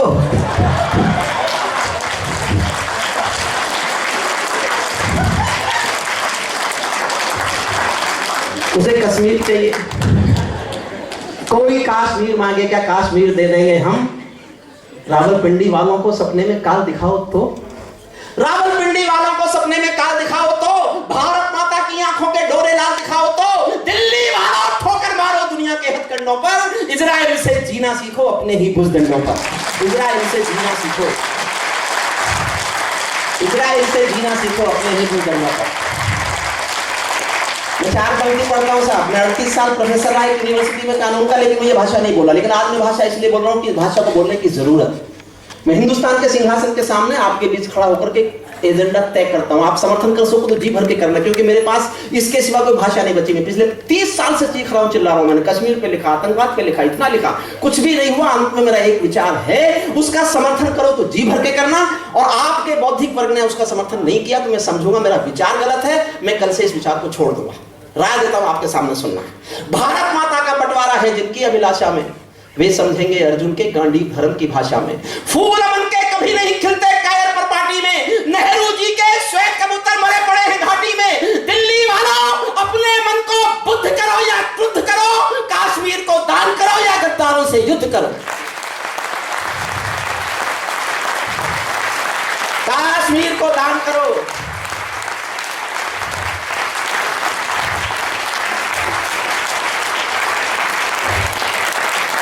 दामादों की तरफ पाला गया है वो राज जिसने 67 साल में आपका होने का एक संकेत नहीं दिया। 1 रुपए किलो चीनी बिकती है कश्मीर में, 1 रुपए किलो चावल बिकता है। हिंदुस्तान के बजट का 20% केवल कश्मीर के लोगों को खुश करने पर खर्च किया जाता है कि ये खुश हो जाए और अपने को अपना देश मान ले। वो लोग हैं जो सब कुछ आपसे लेते हैं। कश्मीर ऐसी औरत बन गया जो आपसे जेवर लेगा, कपड़े लेगा, गहने लेगा, रोटी लेगा, मकान लेगा और सोएगी पाकिस्तान के साथ जाके।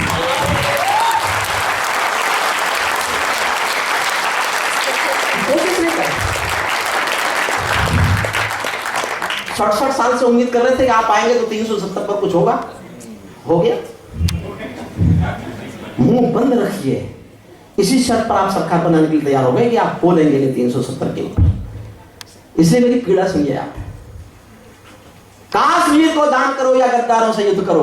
जेल भरे क्यों बैठे हैं हम आदमखोर दरिंदों से? आजादी का दिल घायल है जिनके गोरख धंधों से। घाटी में आतंकवाद के कारक बने हुए हैं जो, बच्चों की मुस्कानों के संहारक बने हुए हैं जो, उन जहरीले नागों को भी दूध पिलाती है दिल्ली। मेहमानों जैसी बिरयानी चिकन खिलाती है दिल्ली।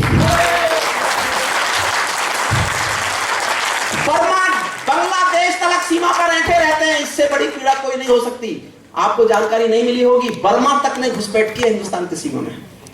बर्मा तक ने, बर्मा बांग्लादेश तलक सीमा पर बैठे रहते हैं और हमारे नेता चूड़ी पहने बैठे रहते हैं। और हमारे नेता चूड़ी पहने बैठे रहते हैं। दिल्ली डरी डरी रहती है पाक चीन की बॉर्डर पर, सेना बांधे हाथ खड़ी रहती है किसके ऑर्डर पर? दुनिया को एहसास कराओ, दुनिया को एहसास कराओ हम निर्णय ले सकते हैं। हम भी ईंटों का उत्तर अब पत्थर से दे सकते हैं। अब तो वक्त बदलना सीखो, डरते डरते जीने का, दुनिया को एहसास कराओ 56 इंची सीने का, दुनिया को एहसास कराओ, दुनिया को एहसास कराओ 56 इंची सीने का। आंख झुकाकर नहीं मिलेगी दिल्ली अवाकाओं से, आंख मिलाकर बात करेगी दुनिया के दादाओं से। सैनिक अपने प्राण गंवाकर देश बड़ा कर जाता है। 4 लाइन पर फिर जोरदार तालियां चाहता हूं। सैनिक अपने प्राण गंवाकर देश बड़ा कर जाता है, बलिदानों की बुनियादों पर राष्ट्र खड़ा कर जाता है। जिनको मां के बलिदानी बेटों से प्यार नहीं होगा, उन्हें तिरंगे को लहराने का अधिकार नहीं होगा, उन्हें तिरंगे को लहराने का अधिकार नहीं, उन्हें तिरंगे को लहराने का अधिकार नहीं होता। राजमहल के आचरणों की गंध हवा में जाती है। एक पंक्ति पढ़ रहा हूं मैं, जब मर जाऊंगा तो ये पंक्ति देश याद करेगा, समर्थन मांगता हूं। राजमहल के आचरणों की गंध हवा में जाती है, राजा कायर हो तो बिल्ली सिंहों को धमकाती है। राजा कायर हो तो बिल्ली सिंहों को धमकाती है। भारत एक अखंड राष्ट्र है, 1.25 अरब की ताकत है। कोई हम पर आंख उठा ले किसकी बला हिमाकत है। धरती अंबर और समंदर को ये भाषा समझा दो, दुनिया के हर पंच सिकंदर को ये भाषा समझा दो। अब खंडित भारत मां की तस्वीर नहीं होने वाली, कश्मीर किसी के अब्बा की जागीर नहीं होने वाली, कश्मीर किसी के अब्बा की जागीर नहीं। और एक सवाल आपकी ओर से पूछता हूं, जिनके कारण पूरी घाटी जली दुल्हन सी लगती है, जिनके कारण पूरी घाटी जली दुल्हन सी लगती है, पूनम वाली रात चांदनी चंद्र ग्रहण सी लगती है, जिनके कारण मां की बिंदी दाग दिखाई देती है, वैष्णो देवी मां के घर में आग दिखाई देती है, उनके पैरों बेड़ी जकड़े जाने में देरी क्यों है, उनके फन पर एड़ी रगड़े जाने में देरी क्यों है, उनके फन पर एड़ी रगड़े जाने। समाप्त करता हूं कविता। बुद्धिजीवियों को यह भाषा अखबारी लगती होगी। कई बड़े बुद्धिजीवी पत्रकार होते हैं, साहब ये भाषा उस आदमी की जो 38 साल प्रोफेसर रहा। हाँ, मेरी वजह बताता हूं। बुद्धिजीवियों को यह भाषा अखबारी लगती होगी, मेरी शैली काव्य शिल्प की हत्यारी लगती होगी, पर जब संसद गूंगी सिंहासन पहरा हो जाता है और कलम की आजादी पर भी पहरा हो जाता है, तो अंतरा ही जाता है शब्दों की परिभाषा में। कवि को चिल्लाना पड़ता है अंगारों की भाषा, कवि को चिल्लाना पड़ता है।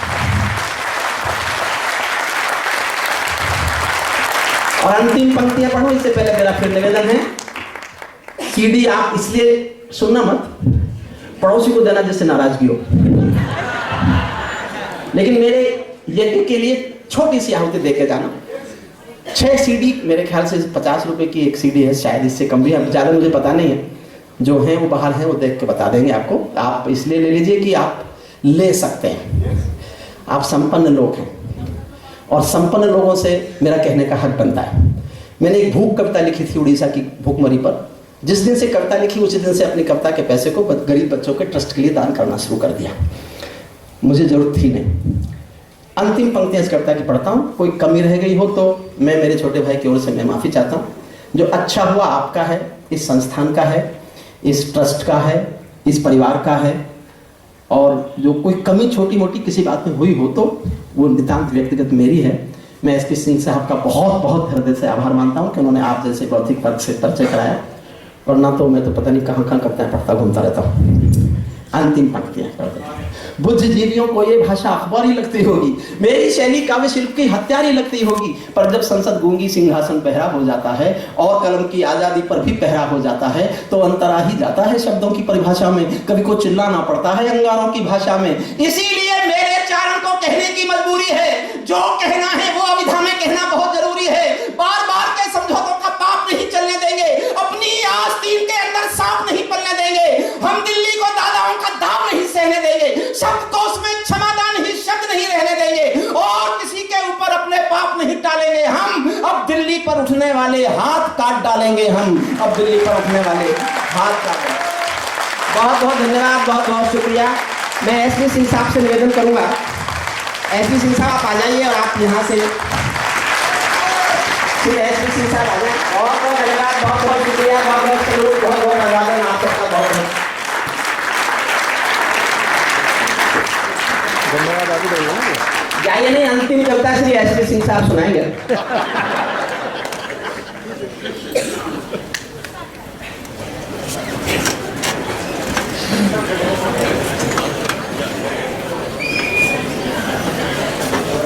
मंच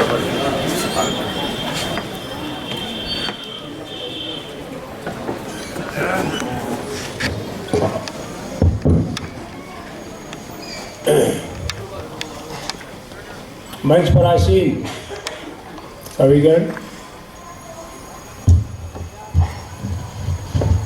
अब भाई साहब कह रहे हैं, मुझे भी पता है जिस दिन ये बात तय हुई थी तो कल आप उपलब्ध नहीं थे इतवार के दिन, और आज आपको भी रोहतक जाना है। अभिमन्यु जी, कैप्टन अभिमन्यु जी के निमंत्रण पर जा रहे हैं।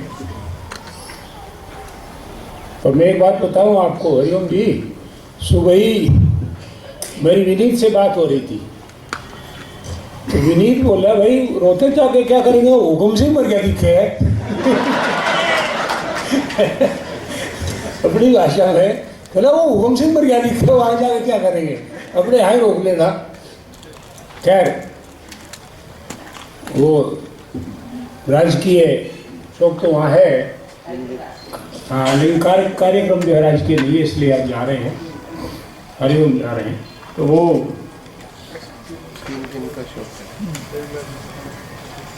आप पधारे। 25 दिसंबर को भी मैंने आपसे प्रार्थना की थी, लेकिन उस दिन आपकी तबीयत अचानक खराब हो गई, इसलिए नहीं आ पाए इस समय। और आपके लिए तो ये आपका घर है, आप जब चाहें, जिस तरह का चाहें। एक दिन का भी प्रोग्राम, जैसे आपने कहा है कि साल में एक दिन रखा करो, तो 25 दिसंबर का ही एक ऐसा प्रोग्राम हो सकता है समाधि पर, या फिर 23 मार्च को जो शहीदी दिवस जो होता है, उसमें आप बहुत ज़्यादा बिजी होते हैं। इसलिए बस मैं चाहा था कि आप आएँ, तो आपने कहा कि नहीं, मुझे इलाहाबाद जाना है। इलाहाबाद में तो प्रोग्राम था, क्योंकि जब हम चाहते हैं ना, उन्हीं दिनों में इनके कनागत ज़्यादा होते हैं। दिक्कत ये हो जाती है, क्योंकि उस हिसाब से कोई नहीं, राजा नार सिंह के बलिदान दिवस पर 9 जनवरी को जो होता है, उस पर रखा करेंगे, जिसमें आपको भी सुविधा हो। फिर नौते कम होंगे तो ठीक रहेगा। आप पधारे। में अपने जो परिवार परिचय, हमारा एक अधिकारियों का यहाँ एक संगठन है, परिवार परिचय के नाम से हम चलिए उसकी मीटिंग थी, और हमारे अध्यक्ष जी गहलोत साहब जो MD है, नहीं, ये तो फिर बात ये है कि आपका वो भेड़ भी तो था ना उनको, तो अभी तो हॉस्टल से सब बच्चे निकाल लाया।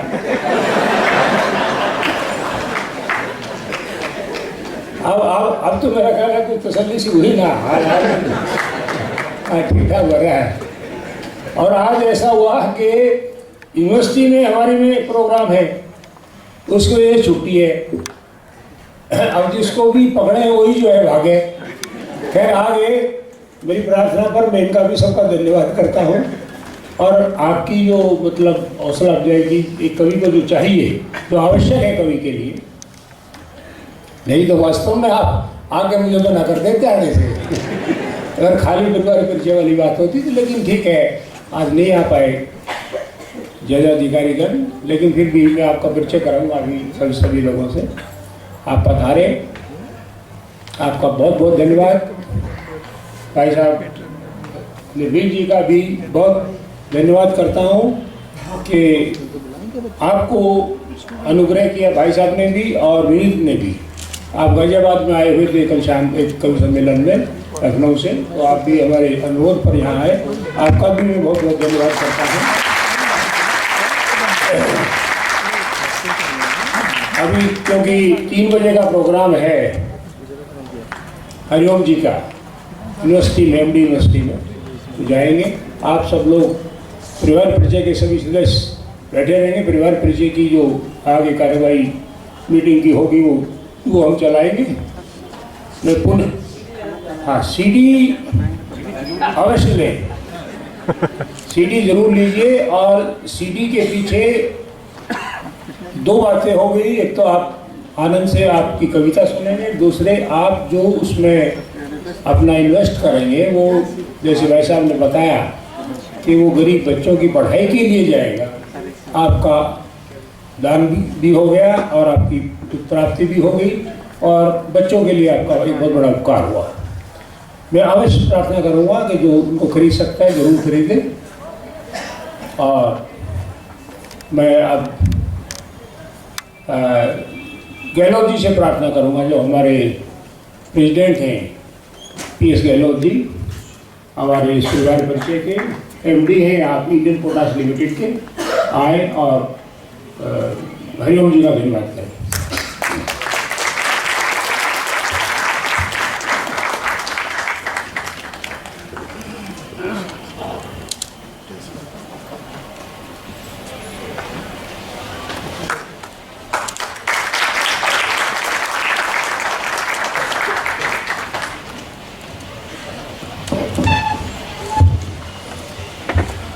नमस्कार।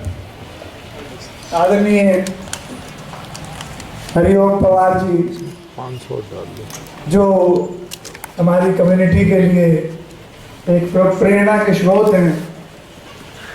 हमारी कम्युनिटी किसान और जवान दोनों के लिए जिस तरह की कविता सुनाई है पवार साहब ने, ये एक बहुत ही प्रेरणा का स्रोत रहेगा।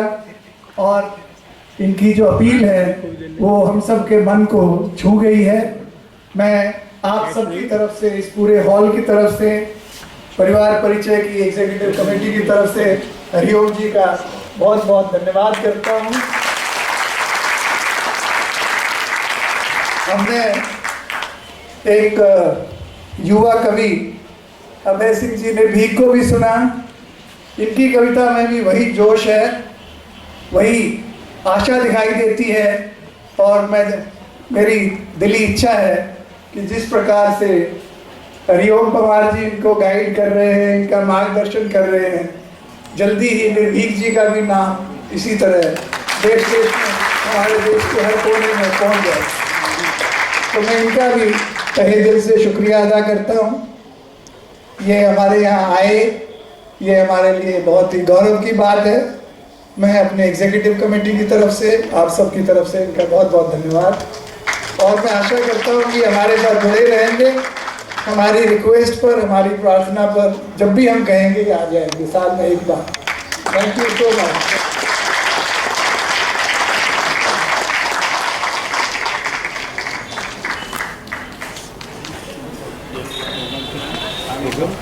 कुछ नहीं है प्रोग्राम भोजन है। हाँ बुला लो थोड़ा बुला लो। मुस्कुराता है, हंसता है, यही उसकी सुंदरता का कारण है। ये कहते हैं कि जितना अच्छा खाना चाहिए उससे दुगना पानी चाहिए, और यदि 3 गुना हंस सकते हैं तो कोई बीमारी नहीं आ सकती हमारे पास। और ये गुण है हमारे जाटों का। जाट तो ऐसे हैं, मैं हरियाणा और यूपी के जाट की तो क्या कहूँ, हूँ तो हरियाणा की भी हूँ, यूपी में हूँ, इसलिए किसी को कुछ नहीं कह सकती। यूपी में मैं हूँ, हरियाणा में भी आई हूँ। हरियाणा वालों को तंज कसती हूँ तो वो यूपी वालों को कहने लगते हैं। बात यह है कि जाट कहीं का भी हो, उसकी बातचीत इसी तरह की रहती है कि वो बातचीत में से हंसी ढूंढता है। आवश्यकता नहीं है चुटकुले सुनने की, आवश्यकता नहीं है किसी हास्य कवि को सुनने की या हास्य कविता करने की। हमारे हरियाणा में चले जाओ, किसी भी इलाके में 2 आदमियों की बातचीत सुनो, अपने आप आपको समझ में आ जाएगा हंसने का क्या कारण है।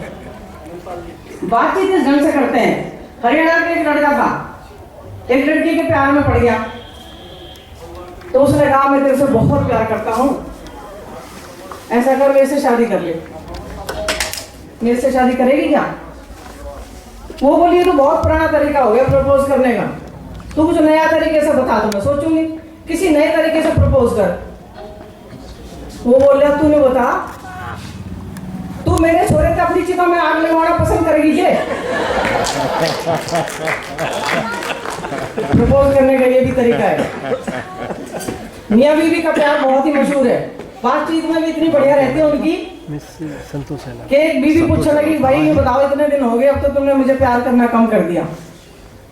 बोला नहीं मैं तो तुझे बहुत प्यार करता हूँ। कह रहे नहीं कितना करते हो? कह रहे बहुत प्यार करता हूँ। नहीं नहीं नहीं बताओ कितना करते हो? इतने में तो हरियाणा का जाट वैसे दुखी हो ले इतनी बार पूछते तो।